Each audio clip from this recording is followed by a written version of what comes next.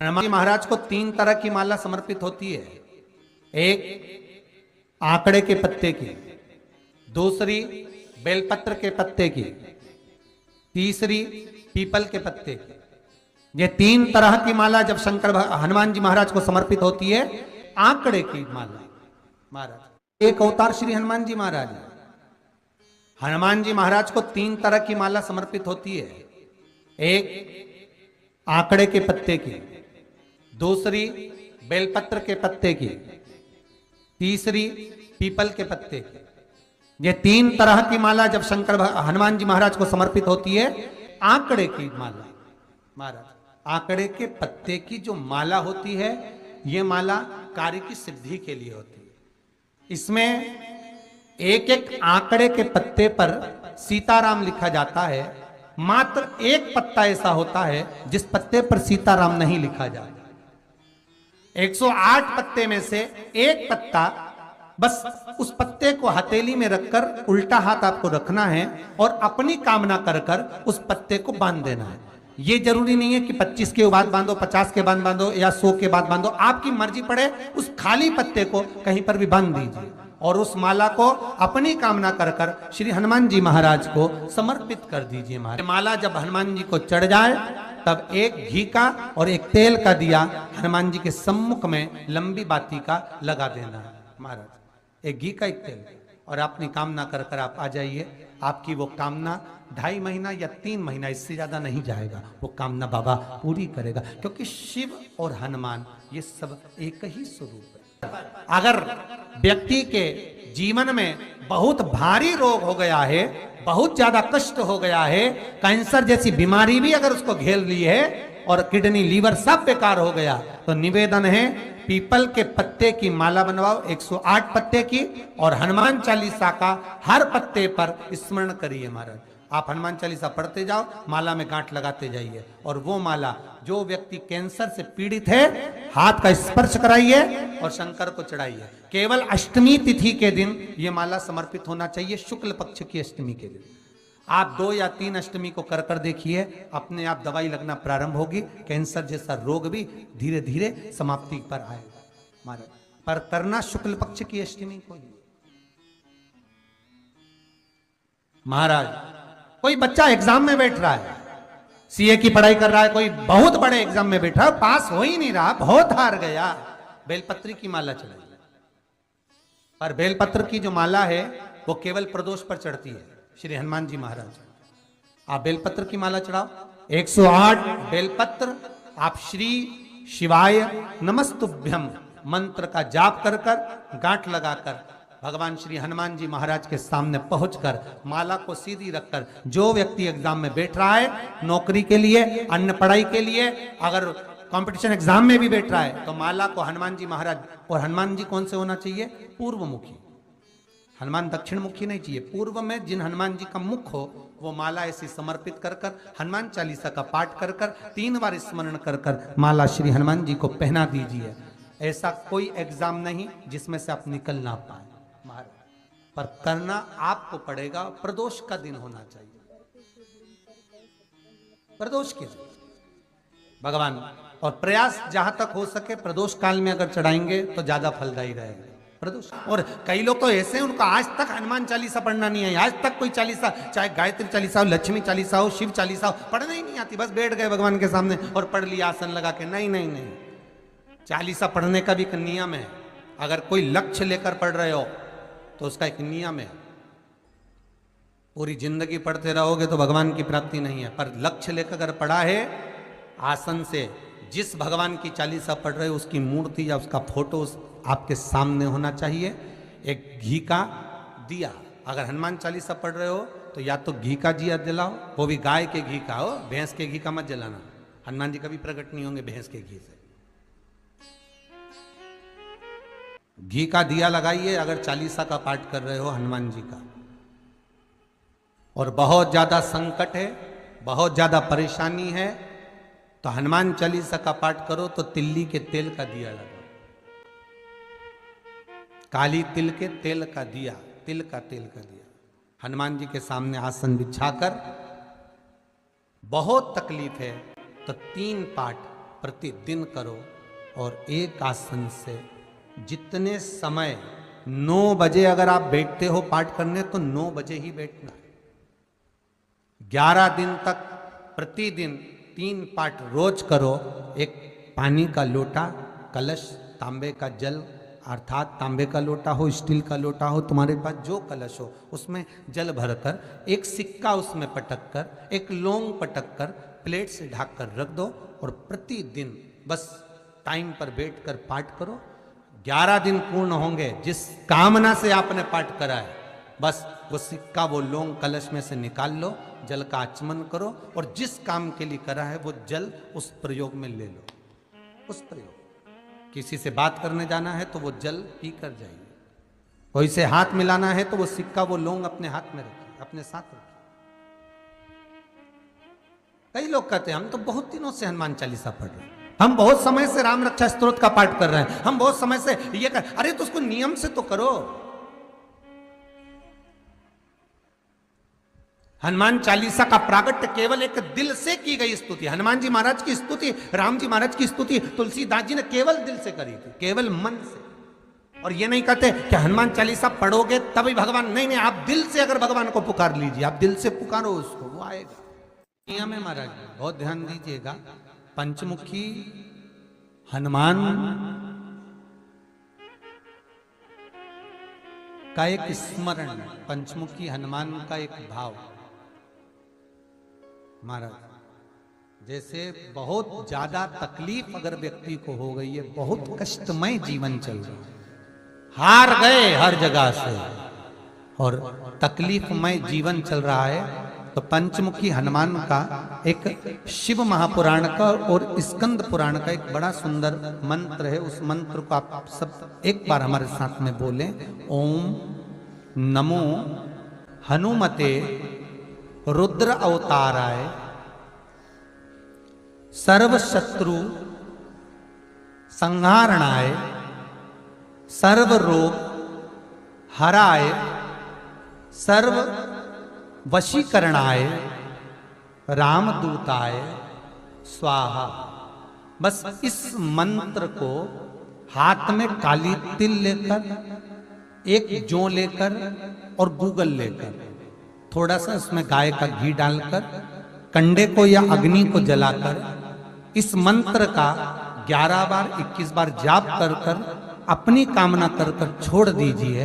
कैसा भी रोग हो, बीमारी हो, कष्ट हो, दुख हो, तकलीफ हो, 21 दिन के अंदर वो आनंद आना प्रारंभ कर देता है। इस मंत्र, स्कंद पुराण का, शिव महापुराण का ये मंत्र मूल पंचमुखी हनुमान सुख देंगे। और एक और चीज याद रखिए महाराज, यदि कोई काम के लिए जा रहे हो, कोई व्यापार के लिए जा रहे हो या नौकरी करने के लिए जा रहे हो और लगी नहीं रही, बहुत तकलीफ पा रहे हो, सर्विस ही नहीं लग रही, बहुत कष्टमय हो गया, तो निवेदन करूंगा 5 पीपल के पत्ते पर बेसन के 5 लड्डू घर में बने हुए, गाय के घी के 5 लड्डू रख लो, उस लड्डू के बीचों बीच एक आटे का दिया और उसमें तिल्ली का तेल डालकर इसी मंत्र का प्रयोग कर कर पंचमुखी हनुमान का किसी भी हनुमान के मंदिर में जाकर, दक्षिण मुखी हनुमान के मंदिर में जाकर उसको रख कर आ जाइए। इसके बाद आप उस काम के लिए जाइए, आपका काम सफल हो जाएगा। आपको किसी को नहीं कहना पड़ेगा कि हाथ जोड़ना नहीं पड़ेंगे, किसी के पांव नहीं पड़ना पड़ेंगे, तुरंत काम होगा। बस इस मंत्र का स्मरण कर कर पंचमुखी हनुमान का भूतेश्वर जो मंत्र है वो सुख देने वाला, आनंद देने वाला, सहज नहीं महाराज, सुख की खान है, आनंद की राशि में। महाराज आप कोई बहुत बड़ा काम करने जा रहे हो, बहुत बड़ा यज्ञ अनुष्ठान, विवाह, शादी आदि फंक्शन करने जा रहे हो, 4 दिन 8 दिन के लिए आप घर से बाहर जा रहे हो और आपको लगता है कि घर में ताला कैसे लगाएं, तो निवेदन है एक तांबे के कलश में जल भर लीजिए और जल भरकर उसमें थोड़ी सी काली तिल डाल दीजिए, भूतेश्वर शिव का नाम लेकर। कौन से शिव का? भूतेश्वर, शमशानवासी भूतेश्वर शिव का नाम लेकर काली तिल डाल दीजिए, कलश को प्लेट से ढक दीजिए, घर के किसी भी भाग में उसको रख दीजिए। उसके बाद आप चले जाओ। किसी की सामर्थ्यता नहीं है कि उस घर में कोई पांव रखे, किसी की सामर्थ्यता नहीं है। और अगर कोई भूले से पांव भी रख दिया तो 22 दिन या 21 दिन के अंदर उसको, जैसे लोगों को हवा आती है, बस उसको चक्कर आना चालू हो, बाल खोल खोल के घुमा मिलेगा। शास्त्र प्रमाण करता है हमारा भूतेश्वर शिव। ये कलश जो होता है ना, जल का जो पात्र होता है, ये साधारण नहीं होता, सहज नहीं होता महाराज। जैसे आज आपने मेरी लाज रखी, रक्षा करी और किसी को आने नहीं दिया, विनती स्वीकार करना। आपका जल पात्र भूतेश्वर के नाम से काली तिल से जहां रखा जाए उस गृह में कोई प्रवेश ना कर पाए। शिव जी ने वचन दे दिया, मेरी चंडियां 64 योगनियां, डाकनी, पिशाचनी, चुड़ैल और भूत इस कलश के विराजमान होते ही सर्वस्व फैल जाते हैं, फिर अंदर कोई नहीं आ सकता, भीतर प्रवेश नहीं हो सकता। जिसकी फैक्ट्री नहीं चलती हो, प्रॉपर्टी की आप खरीदारी बेचादारी करते हो, प्रॉपर्टी से जुड़ा हुआ काम करते हो, या लोहे से जुड़ा हुआ करते हो, या फैक्ट्री आदि का कर्म करते हो, कोई मैन्युफैक्चरिंग करते हो, वो नहीं चल रहा, तो हनुमान जी के उल्टे पांव का सिंदूर लीजिए और हनुमान जी के दूसरे नंबर के भाई गतिमान का नाम लीजिए। किसका नाम लेना है? गतिमान। गतिमान का नाम लेकर फैक्ट्री के बाहर या फैक्ट्री पर एक स्वस्तिक का निर्माण कर दीजिए, हनुमान जी के उल्टे पांव के सिंदूर और गतिमान का नाम लेकर। कभी आपकी फैक्ट्री कोई काम नहीं निकालेगी, उन्नति की ओर ही लेकर जाएगी, कभी घाटे की ओर नहीं जाएगी। गतिमान का नाम,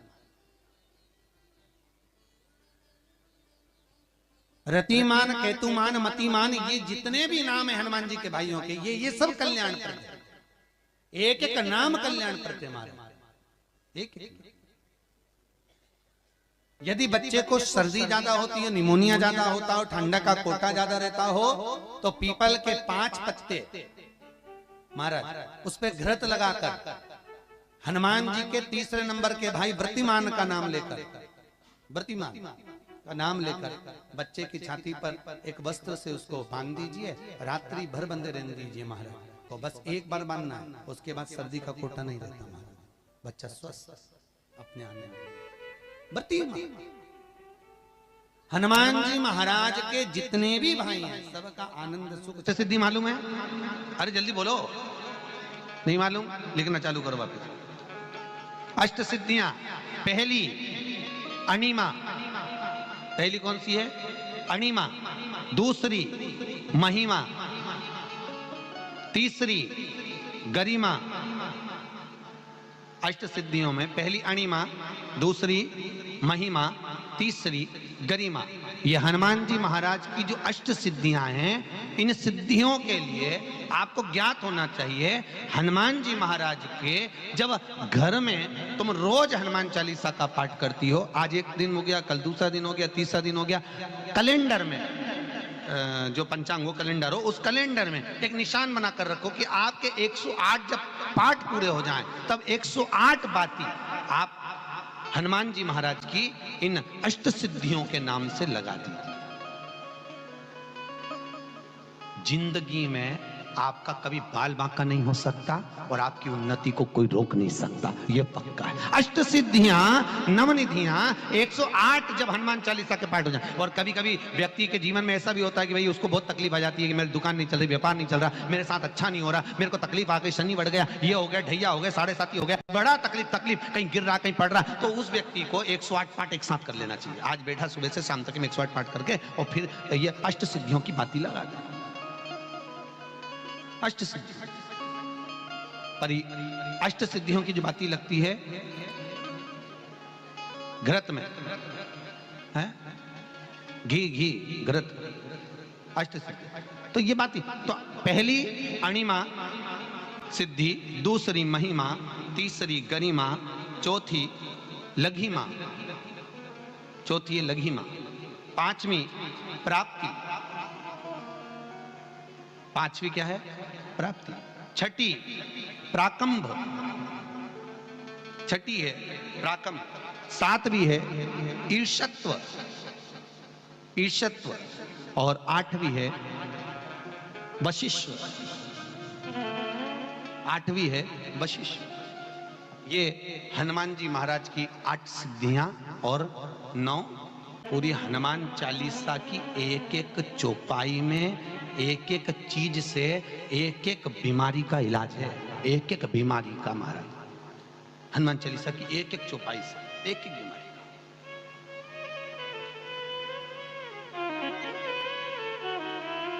हमारे जीवन को हम चौपाइयों के क्रम से एक एक शब्द का भान करें कि वो उससे हमें प्राप्ति क्या है। अष्ट सिद्धि नवनिधि किस जगह पर स्कंद जी दे रहे हैं? नवनिधियां जहां पर सेतु बंद हुआ, जहां पर सेतु। तो आप रामेश्वर जाएं, पुराने डाकघर के पास में आज भी 9 शिलाएं नवनिधि के लिए स्कंद देव ने वहां विराजमान करी थी। वहीं हनुमान जी महाराज ने जलपान करा था, वो स्थान आज भी विराजमान। आज हनुमान जी महाराज अगर किसी पति पत्नी में झगड़ा चल रहा हो, प्रेम नहीं बढ़ रहा हो, बहुत क्लेश हुई और अदालत में बात पहुंच गई, तलाक होने वाला है, तो भी गतिमान का नाम लेकर हनुमान जी के मंदिर में एक ध्वजा लगा दी जाती है और उस पर ध्वजा पर स्वस्तिक बना दिया जाता है गतिमान का नाम लेकर। तो पति पत्नी का प्रेम वापस बढ़ जाता है और तलाक नहीं होता है। महाराज जिसका तलाक नहीं चाहिए, अगर मन से सोच के बैठे कि तलाक चाहिए तो मत करो, पर नहीं चाहिए, प्रेम बढ़ाना है, उसके लिए लगे। तो उन्होंने हनुमान जी से कहा कि तुम क्या चाहते हो? हनुमान जी बोले मेरे को जाना है, क्योंकि जहां राम वहां हनुमान। हनुमान जी जब कहने लगे कि मेरे को जाना है, तो राम जी महाराज बोले नहीं नहीं हनुमान, तुझे सबसे ज्यादा प्रिय क्या है? तो कह राम। तो हनुमान तू कह रहा है सबसे ज्यादा प्रिय है राम प्रिय है, तो एक बार जिस समय देवऋषि नारद का अपमान हुआ, विश्वामित्र बाबा का अपमान हुआ, उस समय पर एक राजा ने जब अपमान करा तो तूने उसको राम नाम लिखकर एक जगह पर बिठा दिया और कहा कि तू राम नाम जपते रहे। उसने राम नाम जपा। तब हनुमान याद कर, मेरे सम्मुख में तू खड़ा था और युद्ध होने वाला था, तो तूने क्या कहा था? प्रभु आप इसको मार नहीं सकते क्योंकि ये आपका नाम ले रहा है। राम से बड़ा होता है राम का नाम, आप इसे मार नहीं सकते। तब आपने ये संवाद कहा था, हनुमान बता तेरी प्रियता क्या है? हनुमान जी कहते हैं प्रभु आपने मुझे जगा दिया, क्योंकि मुझे श्राप ये मिला था कि तू जागेगा किसी की जगाने पर, आपने मुझे जगा दिया।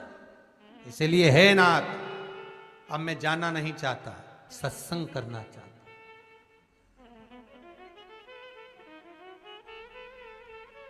श्री राम जी का चरित्र है। अब मैं सत्संग करूंगा, भजन करूंगा, नाम जाप करूंगा। पर राम जी जानते हैं, हनुमान से कहा हनुमान मेरा जाने का समय आ गया, मुझे तो जाना पड़ेगा ना। सीता पृथ्वी में चली गई, मुझे भी जाना है। मैं सरयू के जल में अपने प्राणों को त्यागूंगा, मानव का शरीर है, इसको त्यागना तो पड़ेगा ना हनुमान। हनुमान जी बोले तो त्याग दो, त्यागने में क्या दिक्कत है, त्यागो आप तो। पर दिक्कत एक बहुत बड़ी है। तो राम जी ने जैसी कहा दिक्कत बहुत बड़ी है, तो हनुमान जी पूछे ऐसी कौन सी दिक्कत है?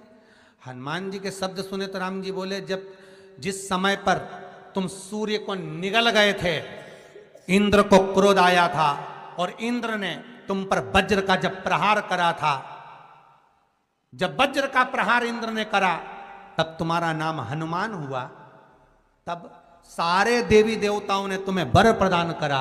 उस जगह पर यमराज भी खड़ा था, तो यमराज ने तुम्हें वर दिया था कि जहां हनुमान होगा वहां यमराज नहीं होगा। अब दिक्कत यह है कि मुझे प्राण त्यागना है और तू मुझे 1 मिनट के लिए नहीं छोड़े, तो यमराज आएगा कैसे? दिक्कत वहां अड़ी पड़ी है।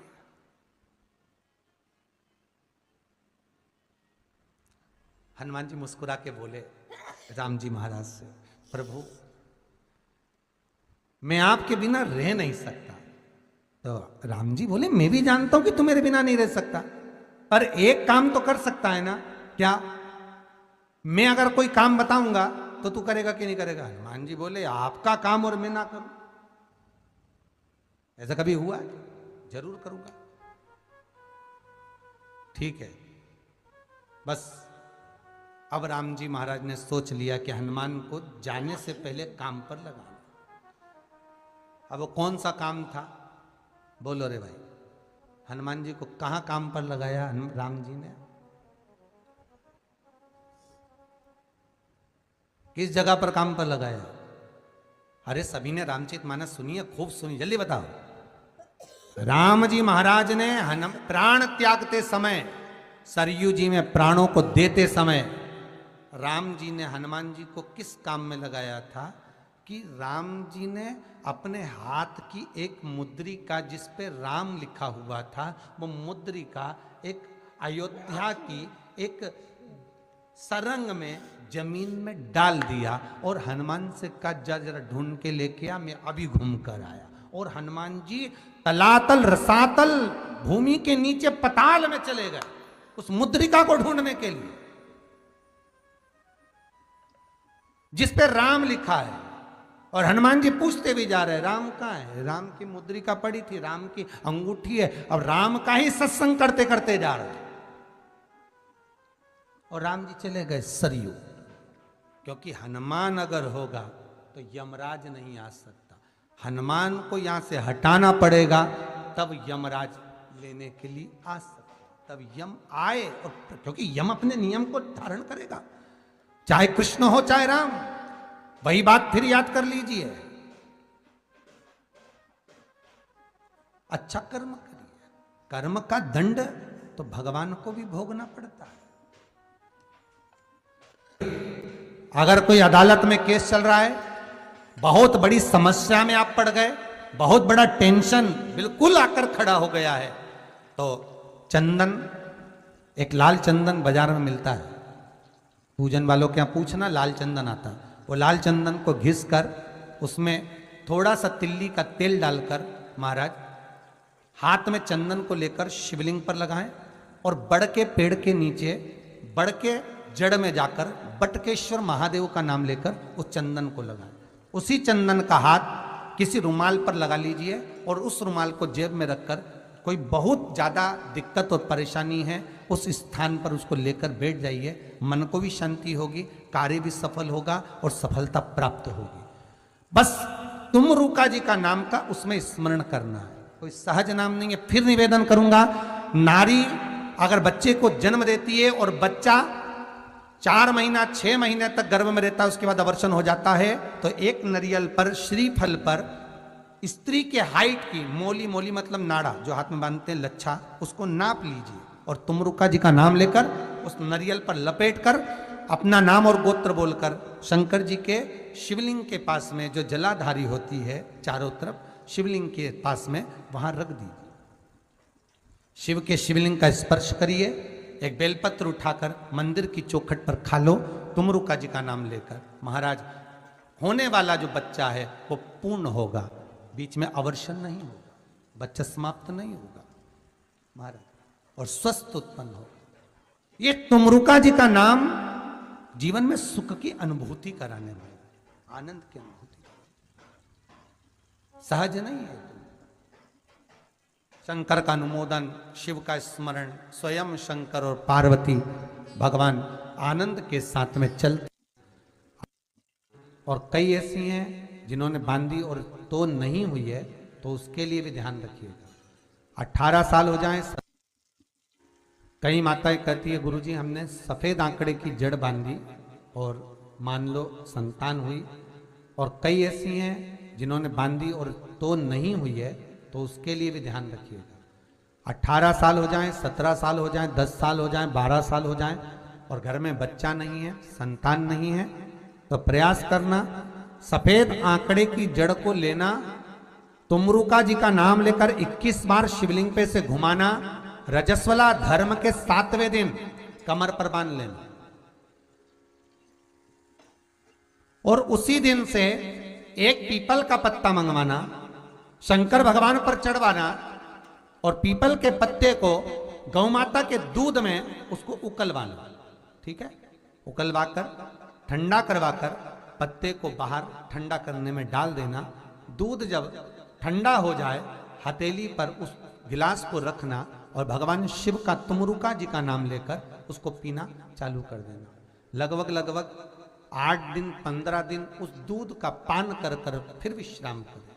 महाराज संतान की प्राप्ति अवश्य, संतान